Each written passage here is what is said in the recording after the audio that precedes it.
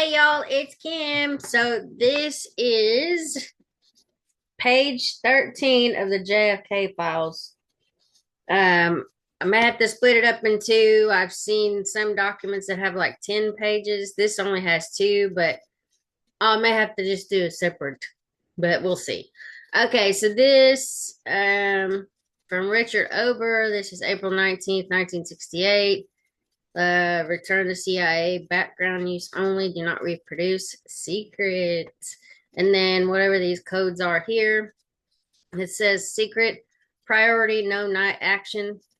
Asuncion, Bangkok, Barcelona, Beirut, Berlin, Bern, Bogota, excuse me, Bogota, whatever, Bogota, uh, Brasilia, Brussels, Buenos Aires, Caracas, Copenhagen, Frankfurt, Geneva, Georgetown, Guatemala City, Guayaquil, The Hague, Hamburg, Helsinki, Hong Kong, Kingston, La Paz, Lima, London, Madrid, Managua, Montevideo, New Delhi, Lisbon, Manila, Munich, Oslo, Panama City, Paris, Port-au-Prince, Port of Spain, Porto Alegre, like that, Quito, Recife, Rawalpindi, uh, Rio de Janeiro, Rome, San Jose, Santo Domingo, San Salvador,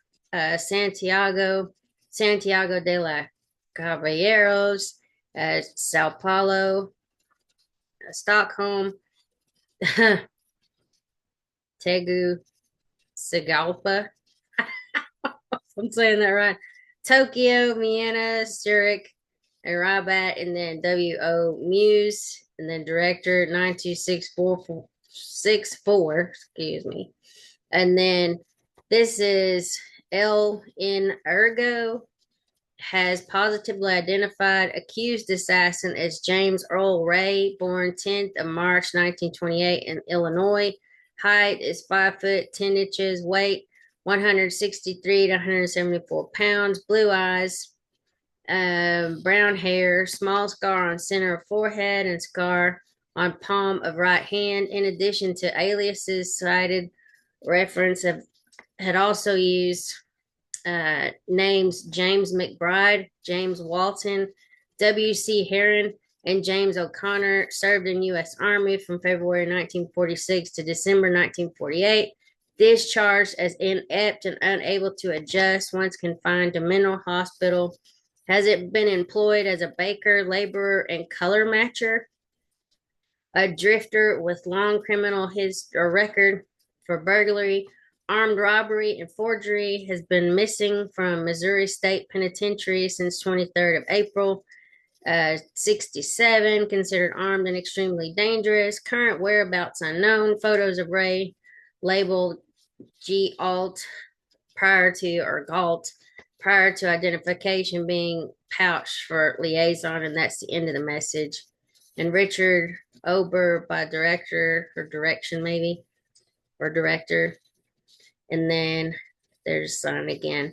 So James Earl Ray was I believe, the killer of Martin Luther King, and we saw his name earlier in the documents.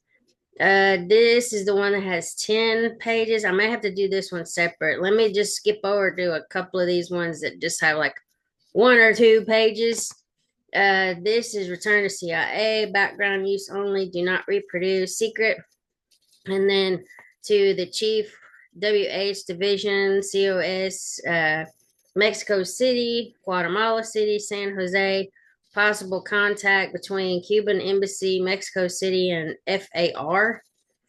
FYI, and during a recent training period on interrogation with a HU Glib case officer, the point of getting information from suspects on their international contacts or information that might help other services was stressed. Apparently, as a result, the HU Glib case officer dug into his notes on the interrogation of Ricardo Ishmael Biasillo Perez, a Guatemala FAR member, and came up with the following information, which he, through WO firm, might want to pass to the Mexican service. Vallecillos stated the interrogation took place in December of 1967. The FAR was awaiting the arrival of the new type machine pistol called the Red Star Estrella Roja from Cuba. He stated that it was a 28-shot weapon and would be issued to commanders of guerrilla groups to replace the present Browning semi-autos. He then added that the individuals in charge of shipping weapons and money to the FAR were two officials of the Cuban embassy in Mexico City. Their names are Alfredo Miram. It looks like Mirambal Diaz and Adelo or Abeldo. Colom Ibarra. The HU Glib officer stated that Vallecillos blurted this information out in reply to a sarcastic remark made by the case officer about the efficacy of the FAR gun running mechanism. HU Glib 10 has given his permission to pass this information to the Mexican service if it is considering any value by WO firm. And then Mexico City, Guatemala City, and Files. And then Gardoff, that looks like a name there, May 10th. And this is something Corrigan. Giles E. Corrigan, maybe. Let's see here. This has 2 pages. Attached here is a copy of a rundown of the redacted case prepared in SR3FI on 18th of April 1960 for discussion with the British. Redacted will use this paper as a basis for this discussion and will attempt to obtain British consent to joint further development of redacted. His discussion should begin sometime after 19th of April. Redacted did not bring, I guess, whatever this is, redacted case up with the British as he felt no climate. I don't know what this says was not right at the time, or maybe he could have been saying that the climate in the room was not right at the time or something. Let's see. Let me open this up a little more. It says the second incident involved a rather unstable American woman correspondent subject had met in Brussels. He had become friendly with her there and had revealed to her his anti-Soviet sympathies. Her association with subject in Brussels was well known to some other Americans, including the person who had introduced subject to us. Sometime after subject's return home, we learned that this woman was also to be stationed in Moscow, knowing that she would, that she would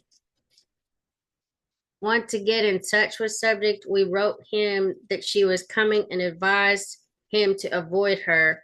Before he had received our letter, she had arrived in Moscow and had already visited him. She told him that her friends, the man who had introduced me to the subject, had told her under no circumstances to phone or visit subject. The man who had warned her had feared that she would cause subject to become suspect to the Soviet's security authorities. This incident upset redacted equilibrium, as he wrote to us. And although he said that he had taken notice of our questions to him, he did not reply to our second letter. So I don't know who they're talking about in this because there's not a whole lot of background. But like I said, it redacted. So that tells you everything. This is a secret August, I guess, of 71. Yeah, August 18th of 71. And so This is MHOURB, Rybat, whatever, and then MH Chaos. And then JEPYX1,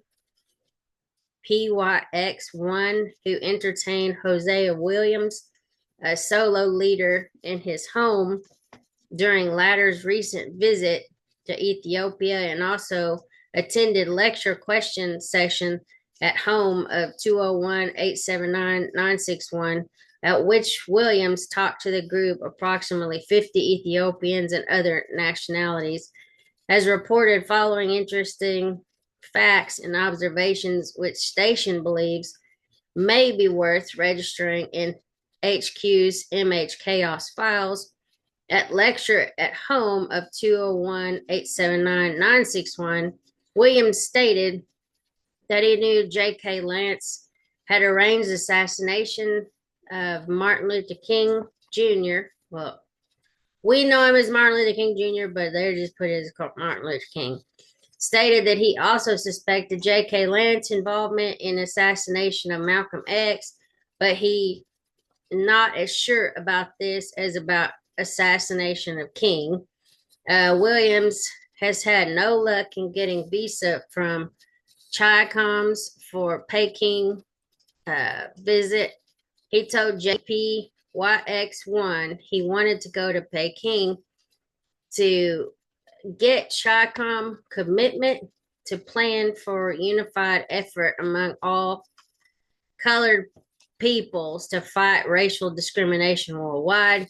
He now senses that he's getting somewhat of a runaround from Chicoms, and that Peking apparently not enthusiastic about visit through, or though still has hopes of being able to go to China from New Delhi, where he proceeded from Ethiopia. In private talks, Williams displayed curiously ambivalent attitude toward Martin Luther King. He clearly harbors resentment of King's relatively affluent background as compared with his own. Williams had some contact with Ethiopian students and intellectuals critical of regime, as well as with some southern Sudanese, and this has opened up his eyes to the problem of individual freedom in Africa. JEPYX1 asked him how he looked at problem of future of freedom for individual in Africa as compared with freedom of individual Black Americans, and he admitted that prospects for expansion, individual freedoms in Africa did not seem good, and that both Black Americans' present status and prospects appeared superior to conditions of Africans on this score. Overall, JEPYX1 evaluation of Williams, he has a lot to learn, and this trip is opening his eyes and confronting him with facts and ideas he otherwise completely unaware of. He's likely to profit from it because he is basically intelligent and capable and not just a nut like Jomo Logan, whoever that is. And then this just says secret. Let's see. This has one page. It says secret. This is from May 19th of 1971. Site is Budapest 017. Headquarters, Ryback, MH Curve, and MH Chaos. Headquarters 2789. And final coverage on May or 18th of May, WPC, which ended 16th of May. Local press has made following additional observations re U.S. participants. Sidney Peck, identified as U.S. professor, spoke at Congress on Vietnam War. WPC has awarded Joliet Curie Gold, gold medal posthumously to Reverend. Well, let me start over. WPC has awarded Joliet Curie Gold Medal posthumously to Reverend Martin Luther King. Medal accepted by Reverend Ralph Abernathy and Reverend W. Walker, an American peace fighter. Photograph is pouch of presentation, also pictures U.S. delegates William Douthard or Dorthard and Mrs. Addie Wyatt. U.S. delegates Ruth Gage Colby and Sylvia Kusher. As I see, I guess it misspelled it or something. And then spoke at meeting of Indo-Chinese and American delegates.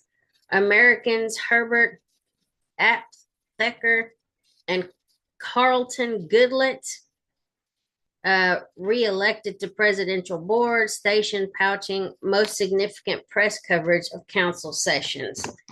And this says secret. And that was basically it for that one. This has one document. So June 7th of 68, maybe? Yeah, June 68. Secret, priority, Copenhagen, info director, and then Rybat, MHPASHA, and then A director, 06082, Copenhagen, 7485.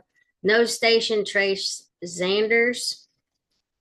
And then local consul, state subject had not registered and said further, he's forwarding Copenhagen consulate at request ladder.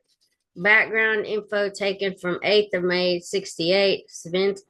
Svenska Dagblad, I don't know, Dagblad, that or something. Per Svenska Dagbladet,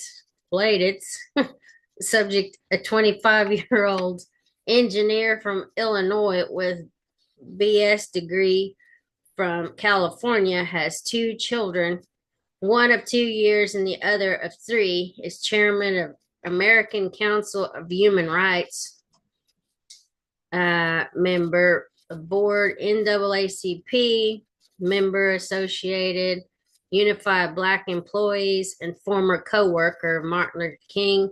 Would appreciate details, subject contacts, probably the details of subject's contacts in Stockholm, and this says secret. And then this has 3 documents. This may be the same one from earlier, but this is priority no not action. These are all of those towns that we just went over. It says following information furnished by L.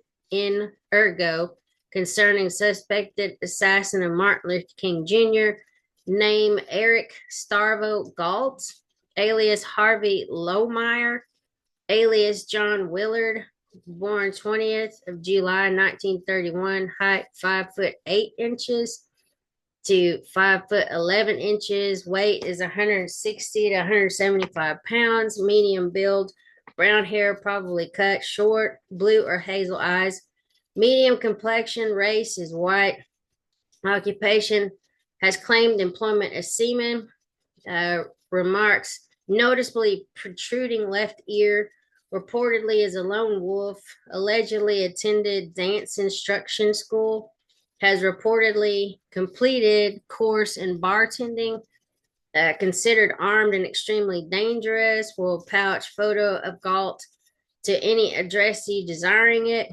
advise Galt's current whereabouts unknown, while have no reason to believe Galt headed for your area, desire to cover all possibilities. Request addressees make every effort to determine if Galt is or has been in your area. Information in paragraph 1 should be passed to liaison and any other likely sources. LN Ergo requests that any information reported be evaluated as to the reliability and that as much detail as possible be provided. Cable any positive reply priority to HQs and pass to legal attaché if any in your country. This has 7 pages. I'll probably do this one. This has 4. Let me do this. I'll do probably this one and the 10-page one in a separate video. I think that's the best way to do it. Chief, or this is to the chief, WO Muse, Chief European Division, Chief of Station in Oslo, Rabat, MH Chaos, transmittal of clippings. Transmitted herewith are 3 untranslated clippings from the Norwegian newspapers, which may be of interest to W.O. Muse. Let's see. Oh, that's interesting. Of course, we don't know what it says, but it's basically something about maybe Panther for a social revolution. I mean, attachment, yeah, we don't know what that is, but that's weird. Polish that. Hmm. Okay, Black Panthers for a social revolution. Panther Bobby Seale came to Oslo today. We will show that socialist society is better than capitalist society. We will introduce it in the United States and we will cooperate with revolutionaries in all countries, said the leader of the American Black Panther Party when he came to Oslo this morning. Seale is on a visit to Scandinavia to express his views about the struggle between the races in the United States. The Norwegian Black Panther Committee and Red Front arranged the visit. Nothing has improved condition for Black Americans under former President Johnson and President Nixon's proposal to introduce Black capitalism in the ghettos will only increase feelings of Black racial hate, asserted Seale, who emphasized that the Black Panthers are not seeking their own separate society. The racists have lived separately for 200 years, and now it's time to go forward, said the very eloquent Bobby Seale. His manner of expression was judicious and polished, aside from repeated references to the police force in the U.S., which he calls pigs. There's nothing new there. I'm just saying people have been calling them that for years. The Black Panther Party became known for the first time when Bobby Seale and one of the party leaders, Huey P. Newton, organized armed patrols in October of 1966, which were to watch police treatment of, I'm not going to use this word, but Black people. Newton is now in prison for shooting a policeman, and one of the party's goals is his release. The USA is a police state, Seale continued, and he maintains that Black society must learn to defend themselves or itself. He does not believe in many so-called hot summers because he believes that Black society has realized the inadequacy of spontaneous riots. However, he asserted effectively working organizations are respected. One of the party's first efforts was the organization of breakfasts for poor children for most Black people. The party next hopes to organize a socialist municipality for those who must be interested. The party works not only for Black people, but for all oppressed minorities. In addition, the party is seeking to cooperate with what Seale calls progressive white elements in society, and we do not approve the term militant. We assert the need of self-defense, which has turned out to be urgent. Even Martin Luther King was not averse to the idea that everything else has failed. Stokely Carmichael is prime minister in our shadow government, but he makes statements about aggressiveness and separatism, which we cannot completely approve, said Bobby Seale, who came to Norway with the Mao badge in his cap and a complaint that no television cameraman appeared to cover the events. All right, so I've done all of those. I'm going to do these other two separately since they're kind of lengthy. But anyway, I'll get these loaded up and then you can look them over if you so choose. Anyway, like, share, and subscribe. I'll talk to y'all later. Bye.